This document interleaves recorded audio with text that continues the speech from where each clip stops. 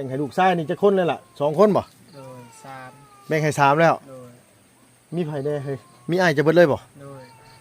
อยู่ทางหน้าพุ่นก็แม่นเฮือนอ้ายเจ้าโดยอันหลังตัวนี้ก็เฮือนอ้ายเจ้าโดยหลังตัวนี้ก็เฮือนอ้ายเจ้าโดยหลังตัวนี้เฮือนเจ้าหลังตัวนี้โดยอยู่บ้านนี่เขาเอิ้นเป็นหลังหรือเอิ้นเป็นตูบบ่นี่นะเป็นตู้เอิ้นเป็นตูบเว้าแล้วก็ลุงยังบ่ทันได้ถามน้องห้างอันแบบเป็นทางการเป็นจริงเป็นจังเลยนะพี่น้องเอ้ยห้างอยู่บ้านเจ้านี่เฮือนเจ้าหลังใหญ่ส่ำไหนนะขออนุญาตถามบ้านเป็นไงยังบ้านไม่ใหญ่ว่าใหญ่บ่แม่นนะเฉพาะเฮือนเจ้าอาศัยอยู่หั่นนะ เป็นย่างพูด ต้มพวกคือ จะว่าภาษาชนชาติข่อยก็บ่ฮู้คือกันแล้วให้บอกเนาะ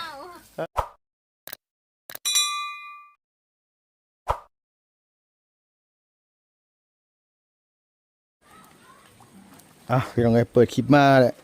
เห็นบ่เสียงจมอยู่จมผู้เดียวก็เป็นซุมื้อนี้โอ้ยเนาะสิบ่เมื่อเติมน้ำเติมพลังอยู่บ้านแล้วเติมบด3 ถุงน้ำเกลือใส่ก้นน้ำเกลือช่องลุงลุงก็บ่ค่อยสบายปานใดพี่น้องเอ้ยคอแหบๆนี่แหละอากาศนี่แหละเนาะบ่เสียงเนาะอากาศได้ลุงเมื่อเปลี่ยนแปลงตลอดเลยไปขี่พาลูกเมียไปดินไปเที่ยวเจ้าของเมื่อใส่น้ำเกลือ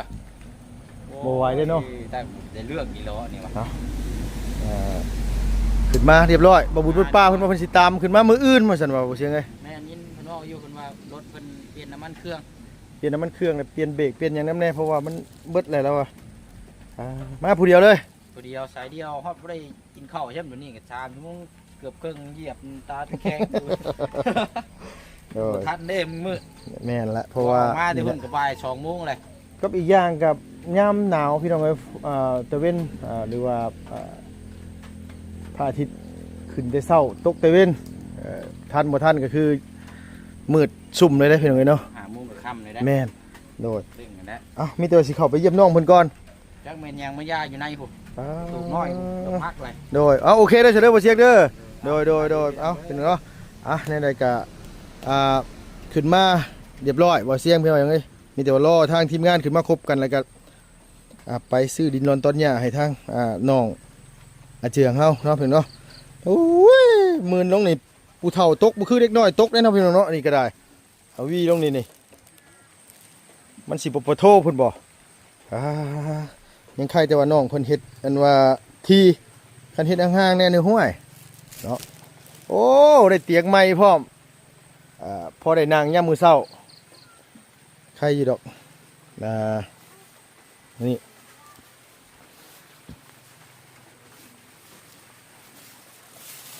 โดยสบายดีเด้อน้องเด้อสบายดีตะตูบน้อยจนบ่มีชดมองไว้บัดนี้บ่เสียงเพิ่นเอาของฝากมาต้อนเป็นผ้าห่มผ้าแพร่เนาะล่ะเนาะใส่บ่เบิดก็ไปแจกพี่แจกน้องเท่านั้นแหละพอได้เห็นว่าให้เขาเจ้าใส่ไปแก้กล้วยแก้อ้อยบ่มีหยังมาฝากมื้อนี้ขนมมาเพิ่มน้ำหนักหน่อยนึงเห็นจอยๆแห้งๆลาบก็กินมา2 มื้อเลยเด้เนาะทางบ่เสียงเพิ่นเอาเสื้อผ้ามาให้น้องเพิ่นใช้ผู้น้อยๆนั่นได้ซะรับแล้วระวังเด้อนางเด้อระวังกันว่ายุงครบเด้น้องเอ้ยพี่น้องเพิ่นฟังไทยก็สิว่ามีหยังครบก็คือยุงกัดนั่นแหละพี่น้องเอ้ยภาษาลาวเอิ้นว่ายุงครบภาษาไทยก็เอิ้นว่ายุงกัดกินข้าวแรงหรือยังกินผักกาดมื้อนี้จำเจียวลวกผักคือบ่ลอยเอาเบ็ดมาซิดพอได้ปนกินกับผักป่านี่ยันพอให้ใครบ่มีคำสั่งนี่บ่มีไผกล้าลงเอามันบ่ล่ะคือแบบว่ายังไข่แล้วพี่น้องแบบว่าคือเพิ่นยังยังมีความย่านอย่างสินะโอ้ยคันบางคนนี่โอ้ยอยากให้ก็ให้เข้าไปเฮตอกตลอดแล้วในกระสอบนี่ก็แม่นเบิดเลยทุกบ่หน่อยพี่น้องเอ้ยเพิ่นเอามาแต่ฝั่งไทยบ่ล่ะหรือว่ามาแต่ไสมาแต่ฝั่งไทยเลยแม่จะดีโอ้โดย ฝนตกก็ยังใครเนี่ยอันมีอันว่าอันหยังเพิ่นเอิ้นว่าไผวัดบ่เจียง โดยไปบ้าน ไผวัดบ่จันทร์เพิ่นซื้อมาอันให้ขึ้นไปมุงหลังคาปกสังกะสีหัวกระโตกยังเฮ้ยนั่นน่ะ โตกกิน กินข้าว ป้ากินเรื่อยๆก็ขึ้นไปไหวทั้งหัวพุ่นบ่ มีแต่เคยเห็นแต่พี่น้องทั้งนี้แหละส่วนหลายเพิ่นสิไหวก็อันแนวกินอยู่เทิงสินะพี่น้องเอ้ยอยู่บ้านบัดบ่ค่อยมีแต่ไหวทั้งลุมเคยบ่เคยไหวแบบนี้แหละสมมุติว่าเวลาเฮากำลังนอนๆอยู่ลมพัดปิว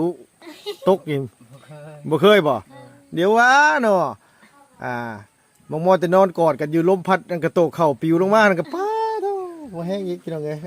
ถึกผู้ใหญ่ใครอยู่ถึกผู้น้อยๆอยู่รับอยู่หั่นบ่แห้งหั่นนอนเรียบร้อย โดย นอนนัดแรงเลยเนาะ โดย เอาคือบ่เสียงมาเรียบร้อยเลยเพิ่นได้เว้าได้เรื่องดินนอนตอนเนี้ย เราว่ามื้ออื่นไปเบิ่ง มื้ออื่นไปเบิ่ง โดย น้ำกันอีกเนาะ โดย ไปแทรกไปอันนี้ไว้สิบ่ โดย แล้วก็มื้อต่อไปคันหมู่พวกขึ้นมาครบเบิดทีมงานขึ้นมาครบเบิดก็สิไปเซ็นซื้อขายกัน โดย ได้แน่ๆแม่นบ่ล่ะอยู่นี่นะ ชัดแล้ว ฮะเอาเพิ่นเว้าในซะเว้ากับชื่อเจ้าเพิ่นเว้าในซะ เพิ่นว่าจะขาย เพิ่นว่าสิแบ่งให้ โดย แล้วเรื่องราคานี่คือ20ล้าน โดย เอาคันว่าปานนั้นก็คือสิได้แหละพี่น้องเอ้ยเพิ่นคือสิบ่เปลี่ยนไปดอกเพราะว่าเพิ่นก็ต้องแบ่งให้ลูกให้หลานนี่ดอกเพราะว่าคนบ้านเดียวกันนั่นล่ะเนาะ โดย พี่น้องกันบ่หำหรือว่าบ่เป็นพี่น้อง โดย คนในบ้านเดียวกัน โดย คือพ่อกับแม่เจ้านี่เป็นคนบ้านนี่ได้บ่ล่ะหรือว่าได๋ นี่ พ่อกับคนบ้านนี่แม่กับคนบ้านนี่ โดย ว่าไงคือดินเราก็บ่หลายนะพี่น้องเนาะว่าไงก็คือดินน้อยหั่นแหละอันนี้ก็คือทางพ่อน้องก็บ่ได้ว่าสิมีดินนอนเนาะตอนหย่าหลายแบ่งให้ลูกชายนี่จักคนเลยล่ะ2คนบ่ โดยสาม แบ่งให้3แล้ว โดย มีไผได้เฮ้ยมีอ้ายจะเบิดเลยบ่ โดย อยู่ทางหน้าพุ่นนี่ก็แม่นเฮือนอ้ายเจ้า โดย อันหลังตัวนี้ก็เฮือนอ้ายเจ้า โดย หลังตัวนี้ก็เฮือนอ้ายเจ้า โดย หลังตัวนี้เฮือนเจ้าหลังตัวนี้ โดย อยู่บ้านนี่เขาเอิ้นเป็นหลังหรือเอิ้นเป็นตูบบ่นี่นะ เอิ้นเป็นตู้ เอิ้นเป็นตูบเว้าแล้วก็ลุงยังบ่ทันได้ถามน้องห้างอันแบบเป็นทางการเป็นจริงเป็นจังเลยนะพี่น้องเอ้ยห้างอยู่บ้านเจ้านี่เฮือนเจ้าหลังใหญ่ซำไหนนางขออนุญาตถาม เลือดก็บ้านเป็นไงยังบ้านไม่ใหญ่ว่ายัง บ่แม่นนะเฉพาะเฮือนเจ้าอาศัยอยู่หั่นนะ เป็นย่างพูด ตุ้มพวกคือ จะว่าภาษาชนชาติก็บ่ฮู้คือกันแล้วเฮ้ยบ่เนาะ ห้าว เออ ตุ้มพ่อห้าว คือแบบว่าลุงถามว่าเฮือนพ่อเฮือนแม่โตหั่นนะเฉพาะเฮือนโตหั่นนะหลังใหญ่ซำใด จำเฮือนไม่เข็นหน้า ซำหลังไรล่ะ สำลังเอ้ย เอ้ยอ่อน น่ะ อ๋อสำเฮือนเอ้ยอ่อนนี่เนาะ เออ สำหลังเฮือนสะออนนี่เอาบักล่ะตอนที่ไปจีบกันใหม่ๆเนี่ยคือเจ้าก็ไปเฮือนเห็นเฮือนเห็นซ่านเรียบร้อยเนาะ โดย ไปนั่งอยู่พุ่นไปจีบอยู่พุ่นเลย โดย ได้คิดอยู่ว่าเพิ่นคือมีเฮือนหลังหน่อยกว่าเฮาตอนนั้นได้คิดบ่ จัก บ่ได้คิดหยังเลย โดย ว่าไงก็คือมุ้งชังกะสีนี่บ่น้องหรือว่ามุ้งหญ้า สังกะสี แอมมันได้สะเอาหยังแอมฝามันนี่นะ แป้นคือกัน แป้นโอ้โดย อยู่พ่นมัน เพราะว่าไม้มันหลายเนาะ โดย ไม่มันล่า ไม่แป้นหลายเนาะล่ะเนาะไม้กระจะพวกไม้อันนี้นี่เนาะเพราะว่าทั้งขึ้นไปถ้าพูดมันมีผู้พี่น้องเอ้ยก็ไม้ก็ยังค่อนข้างสิหลายแน่ห้างนี่อันว่าเป็นห้างเลยเนาะบ่เป็นห้างมันบ่ซื้อโต โดย น้องห้างนี่แปลว่าอยู่บ้านนั่นคือเฮ็ดให้ โดย บ่ได้เฮ็ดหน้าเนาะเฮ็ดให้ โดย เฮ็ดให้เฮ็ดสวนมันสิเนาะ โดย เอาเจิงแบบว่าเจ้ากับเมียเจ้าไผอายุหลายกว่ากันล่ะคิดว่า เอาลาย เจ้าหลายกว่า โดย หมายความว่าอีนางห้างนี่อายุประมาณ16 17เนาะ โดย ประมาณนั้นเป็นบ่ โดย ตอนเจ้าออกมาใหม่ๆเรายังน้อยกว่านี้เป็นบ่ โดย โดยเพราะว่าน้องเพิ่นจังใดนะพี่น้องเป็นคนที่แบบว่าเว้าบ่ค่อยเก่งปานใดทั้งสองคนเลย อย่าบอกได้ว่าสงสัยฮู้อยู่ว่าแม่นหยัง วี เออ วีนี่เอาบ่แรงกะคันมันฮ้อนๆนี่ก็อ่าวีให้ลูกให้เมียซะ สิแหละเนาะเพิ่นเนาะเดี๋ยวบุญวาสนาไปพ่อกันมือเดียวแล้วก็ตามไปจีบเลยแมันบ่ล่ะ โดย เดี๋ยวลุงขออย่าตถามคือตอนเจ้าไปซื้อหมูน่ะกลับมาประมาณเที่ยงบ่ โดยเที่ยง เดี๋ยวกลับไปต่ออีกมือไหมหรือว่าไปมื้อนั้นเลย ไปมื้อนั้นเลย หมายเขามว่าเห็นแล้วแม่แหละนางอันนี้ โดย แม่ของลูกแหละติ โดย ไปเล่นน้ำกันจักเทื่อล่ะไปว่าจะได้ไปขอไปหยังกันสินะ เกือบฮอดปี เกือบฮอดปี โดย อ๋อคุยกันนะเกือบฮอดปีเนาะเอาห่างกันมาอันบ้านเจ้านี่บ่ได้นอนเป็นเฉพาะเพื่อนผู้สาวบ่นางหรือว่านอนแต่เพื่อนเจ้าบ่หรือว่าเนี่ยสมมุติว่าเจ้าเป็นผู้สาวหมู่เจ้าเป็นผู้สาวแหละไปนอนร่วมกันบ่หรือว่านี่ใด โดย อ๋อโดยสมมุติว่าคือผู้บ่าวหมู่เจ้ามาก็มานั่งเล่นน้ำกัน คือเจียงไปก็ไปนั่งเล่นน้ำห้างก็ไปนั่งเล่นน้ำกันอยู่เพื่อนนั่น โดย อ๋อ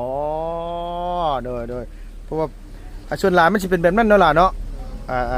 ส่วนหลายเขาเจ้าสิถามนะว่าเพื่อนผู้สาวอยู่ไสเนาะเพราะว่าเพื่อนผู้สาวนี่คือผู้สาวในหมู่บ้านนั้นเขาเจ้าไปนอนร่วมกันไปนอนร่วมกันจะคนนั่งตอน 2 คน โอ้ตัวกับหมู่ตัว โดย เออ 3 คนก็เอาพัวแล้ว อ๋อเดี๋ยวคือมันเป็นฮีตหรือว่าเป็นประเพณีได้พี่น้องกันแบบว่าคือสมมติว่าลูกสาวใหญ่แล้วก็ต้องให้ไปนอนน้ำกันกับหมู่ร่วมกันเนาะล่ะเนาะ โดย อันนี้ผู้ว่าไปก็แจ้งก็มีบ่ติแม่เขาเจ้าลูกหนึ่งเขาก็ยังมาพ่อบ่ติล่ะยันว่ามักปีนผู้ปีนผาขึ้นไป โอ้ยตอนนั้นลำบาก ลำบากแน่นอนล่ะเนาะ ไปกะขับรถกะเลี้ยวลังแม่ยาน แต่เป็นลุงบ่ไปเลยเป็นลุงไปกลางเว้นเนาะแล้วบ่ไปกลางคืนจังได๋ก็บ่ไปเลยเนาะบ่ไหวเลยไปกลางคืนไปผู้เดียวถ้ามีหมู่ไปนำน่ะคือว่าอันนี้บ่ไปผู้เดียวว่าซั่นว่า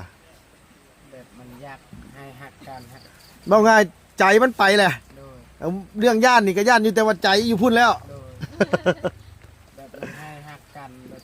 ให้เป็นตัวเมียกัน โดยมันให้เป็นผัวเป็นเมียกันเนาะล่ะเนาะ อย่าไปเห็นหยัง โดย ไปตามทาง โดยบ่ได้คิดย่านหยังปานใดเนาะอย่ามาย่านบ่ก็ย่านแต่ว่ามันอยากไปหา โดย เออนี่แหละคือเพิ่นว่าพี่น้องเอ้ยสายแน่นจองเหน้าไปอยู่ไสก็พ้อกันคือเก่า โดย อยู่นํกันปีที่เท่าไหร่แล้วล่ะ อยู่นำกัน โดยอยู่กัน มัน2 ปีปลาย ตั้งแต่แต่งมานี่เนาะ โดย เคยบ่เคยผิดกันแห้งๆเคยมีบ่ บ่เคย บ่เคย โดย ส่วนหลายไผสิยอมสมมุติผิดกันไผยอม กะเจ้ากันมือเถื่อกับ อ๋อ เฮาแบบปากแห้งกะเมียมิด เออ เมี มัน ยปากแห้งเฮากับไปชวนไปให้ โอ้ว่าไงคือประมาณเสมอกันต่างคนต่างยอมเนาะ โดย บางเทื่อสมมุติว่าเอาเห็ดพิษเมียให้เขาก็ต้องเข้าใจแมันบ่ โดยเฮา ไปสวน ไปชวนบ่ได้ชน บ่เถียงอีก โดยเมื่อแล้วก็มันก็ดีคือเก่า มาเลยก็เมียก็ดีนำ โดย เว้าจากันก็อ่อนลงเนาะล่ะเนาะ โดย เออ ทำแบบเหตุการณ์เนี่ยผู้หนึงบ่ยอมผู้หนึงแหละบ่ได้ มันอยู่กันบ่ได้เนาะล่ะเนาะยกตัวอย่างคือสิแลพี่น้องเอ้ยอันทั้งอ้ายน้องอาเจียงนี่ย้อนบ่ยอมกันเนาะล่ะเนาะ โดย อยากได้ป้าได้ห้างกันจังได้แบบว่าทีมลูกทีมเต้ากันย้อนว่าบ่ยอมความกันนี่แหละพี่น้องเอ้ยเมียก็ว่าเมียถูกผัวก็ว่าผัวถูกบ่มีไผเป็นคนผิดจักคนแหละมันเถียงกันเรื่อยแหละมันเกิดความเบื่อหน่ายนั่นล่ะเนาะ โดย ยังบ่ได้ถามยังบ่ได้ไปหาเขาจักเทื่อได้พี่น้องเอ้ยอันว่าทั้งอ้ายน้องอาเจืองน่ะอุ้มลูกเลาะอยู่แล้วก็โอ้ยแม่นบ่ แม่น อืมอุ้มลูกเลาะอยู่ลูก แม่น กินดิคือสิแม่นอ้ายเจ้าหั่นแหละขึ้นทางเฮือนแล้ว แม่น ถึงทางเพื่อนล่ะลูกรับประมาณจักปีล่ะจังบ่ ปีปลายแล้ว ลูกปีกว่าเนาะ โดย แม่เพิ่นก็บ่ได้ติดต่อมาเลย บ่ อ่า แม่ลาวไปทางเดินแบบไปอยู่ในทางกันก็บ่ได้แนมซั่น ตอนมาเว้าความกันน่ะเนาะ โดย ตอนสิ ยาสิล่างกันนี่คือหันหน้าลงไปแล้วก็เนี่ยย่างไปทางกับบ่เดียวมาเบิ่งลูกเลย โดย ไปเลย โดย โอ้ถือว่าสุดแล้วพี่น้องเลยเนาะคนเฮานี่ก็บ่ธรรมดาแต่ว่าเห็นแล้วก็เป็นตายฮักลูกฮักเมียอยู่เด้อพี่น้องเอ้ยน้องเพิ่นก็อุ้มลูกเลาะอยู่โอ้ยแววตาเศร้าๆซะละมีหยังล่ะนางหัวหยังมาดิเฮ้อ หัวเราว่าเราเทิงปีนี้ครับหัวเราว่าใส่ลุงเอิมว่าเราเทิงปีนี้ เอ้าคือสมมุติคือลุงว่าคนเราเทิงนี่ผิดบ่ บ่เราแบบห่างหัวเราเว้ากินนี่เว้าภาษาเราเทิง อ๋อว่าภาษาบ้านโต เลย บ่เข้าใจได้เฮ้ยว่าดีได้ตัว เข้าใจมิได้เข้าใจคำว่าอันจะโดยอหยังว่าพี่น้องเอ้ยแซ่บนี่ก็อหยังว่าเอิ้นว่าแซ่บหยังเจียง แอม เนาะแอมลึ เลย คันแซ่บหลายนี่แอมลึมันบ่น่ะ แอม เอ้าลุงขออนุญาตถามบ้านมักหลากับบ้านโตนี่เว้าภาษานี่คล้ายๆกันบ่นางชุดว่าเจ้าไปให้ซะแบบว่าคือลุงพ่อเจ้าหิวหยังมาลุงถามว่าถือหยังมานี่บ้านโตเว้าได้ใด ก็ดึงเท่า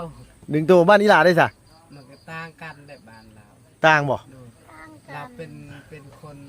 เนี่ยคนมากอง เผ่ามังกร โดย อ๋อว่าไงคือคำเว่ามันต่างกันคือคนลาวกับคนผู้ไทยสิบ่ โดยแม่ อ๋อแต่ว่าเข้าใจกัน โดยเข้าใจ ว่าไงคือเข้าใจกันอยู่แต่ว่าภาษามันคนละอย่างกันเบาคือพูดยกตัวอย่างผู้ไทยกับ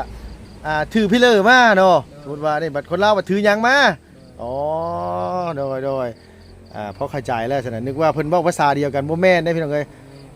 คือมันมีหลายคำที่แบบเว้าบ่คือกัน โดย เปรียบใส่แบบว่าคือสมมติว่าลุงเป็นเล่าลุมเนี่ยเมียเจ้าเป็นผู้ไทยสิเนาะ โดย อ๋อโดยแต่ว่าเว้าสำเนียงมันแตกต่างกัน โดย ไปหูดเขาให้นี่หูดเขาให้คือกันบ่ได้เว้าภาษาบ้านตัวหูดเขาให้เว้าได้ได ชอด บ้านเจ้าได้ล่ะ เอากระต่างกันไป หูดเขาให้นี่ ไปพูดซื่อ หูด ๆโดย อ๋อว่าไงเว้ามันแตกต่างกันเนาะ โดย ก็คือคำเว้ากับอันว่าคนลาวเฮากับคนผู้ไทยหรือว่าคนอันว่าขมุอหย่างสิแหละเนาะเพียงเนาะพอเข้าใจแล้ว แบบไปหาไปชวนไปอย่างลาวก็ภาษาเฮาแบบไปชวนไปให้แบบนั้นลาวไม่ลาวไปเรื่อยๆนั่น ไปเรื่อย โดย ๆอ๋อไปให้สิเนาะไปเรื่อย โดย ๆอ๋อแต่บ้านเจ้าเนี่ยยังพอเขาพังเข้าใจอยู่บางทีแบบว่าเขาเจ้าเว่าภาษาบ้านเองเนี่ยแบบว่าไปให้ก็ยังออกให้อยู่เนาะล่ะเนาะสวนก็ยังสวนอยู่พี่น้องกันแต่บ้านน้องเพิ่นบัดเว้าเป็นภาษาของเขาเจ้าเลยโดยฮะพี่น้องเนาะสิแหละชีวิตบนสิพานน้ำกันได้มาในบ่เป็นเรื่องง่ายเลยพี่น้องเอ้ยคือเอาเมียโดยเฉพาะเอาเมียมาเฮือนนี่เฮาแฮงเอาใจใส่เนาะล่ะเนาะเพราะว่าเฮาเอาลูกเอาเมียมาอยู่นำเฮาอะเนาะ คือจังใดก็ต้องเนี่ยกินเนี่ยอยู่นี่แหละพี่น้องไอ้ความรับผิดชอบเขาต้องสูงเนาะโอ้มาแล้วพี่น้องหุ้งแล้วบาดที่นี่ระวังนะนางเด้อระวังมันเคลียร์ตกแล้วหันโอ้พี่น้องเอ้ยใครดอกฝนตกอยู่บ่เป็นหยังดอกอย่ากันยุ่งแต่อย่าไปจุดใกล้เด็กน้อยหลายจุดมาตั้งมาประมาณนี้พี่มันใกล้เด็กน้อยหลายแต่มันนี่ได้ยีดอกคันว่านั่นมันควันมันขึ้นเทิงพุ่นอยู่มีแต่คำมืดเบิ่แหละพี่น้องเอ้ยมีแต่ว่าลุงกับสิขอตัวเดินทางก่อนมีแต่ว่าบ่เสี่ยงเพิ่นเอาของมาให้เนาะล่ะเนาะ โดย เพิ่นบอกว่ามื้ออื่นจะไปเบิ่งไปฝังไว้ก่อนเดี๋ยวเพิ่นสิเปลี่ยนใจ โดย เอามีแต่ว่าตามนั่นลักษณะลุงก็ สิเดินทางกับห้องกับหอก่อนพี่น้องเอ้ยยังบ่ทันได้เมื่อบ้านหลายมื้อหลายอาทิตย์แหละมีแต่ว่ามาบุญบ้านป้าขึ้นมายิงยาวเลยแหละเข้าไฟขึ้นตรงหัวกะจ่ายเพิ่นเรียบร้อยแล้วพี่น้องเนาะโอเคเด้อล่ะเลยเสยเด้อมื้อหน้าลุงมาเยี่ยมใหม่เด้อเสยเด้อโดยสบายดีเด้อนางเด้อเป็นไทแพงทั้งคู่พี่น้องเอ้ยน้องๆเพิ่นกับว่าคอยแน่บ่ค่อยเว่าเสียงดังปานใดไม้ก็บ่มีลุงก็ได้ไม้ก็ก้นโทรศัพท์เสียบบ่ได้โอ้ยทุกข์เท่าไหร่แห้งซ้ำเพิ่นยังว่าอยู่เนาะพี่เนาะอันนี้ก็คือกันนั่นแหละมาคำมามื้อที่จริงก็ยังเว้นอยู่ดอกแต่ว่าเว้นมันตกไว้พี่น้องเอ้ยเนาะ เอออันนี้ทางอ้ายอาเจียงหมอไรเพิ่นถามอยู่เนาะเออโอ้ลูกเพิ่นก็ยังน้อยๆเด้อสวัสดีเด้อล่ะเด้อโอ้โดยเอาพี่น้องเอ้ยลุงไปก่อนนะบ่ได้เด้อจะถ่ายอยู่พุ่นเด้อไปพี่น้องเอ้ยมีแต่ว่าสำหรับคลิปนี้ก็มืดหูมืดตาเนี่ยบ่แจ้งบ่ใสปานใดพี่น้องเอ้ยขอบคุณหลายๆเด้อพี่น้องเด้อที่ให้โอกาสเขามาเบิ่งมาชมมาติมาเตือนเนาะพี่น้องเนาะคอมเมนต์เข้ามาให้กำลังแรงใจขอบคุณขอบใจพี่น้องผู้ใหญ่ใจดี FC บัดสุทานบางเทื่อก็อาจมือ2มืออาจสิลงไปเพิ่นแหละพี่น้องเอ้ยพารานเนาะพี่น้องลุงสิเข้าไปเบิ่งทางเข้าบ้านน้องพรก่อนว่าไปฮอดขั้นตอนไรแล้วฝนตกผ่าลงเป็นไปได้บ่คันบ่ได้ก็สิแจ้งพี่แจ้งน้องอีกเทื่อนึงเด้อของน้ำเพิ่นซ่านน้องพรสำหรับคลิปนี้ไปแล้วพี่น้องบ๊ายบายสบายดีเด้อพี่น้องเด้อ FC เบิดสู่ขู่สู่คนอยู่ดีมีแห้ง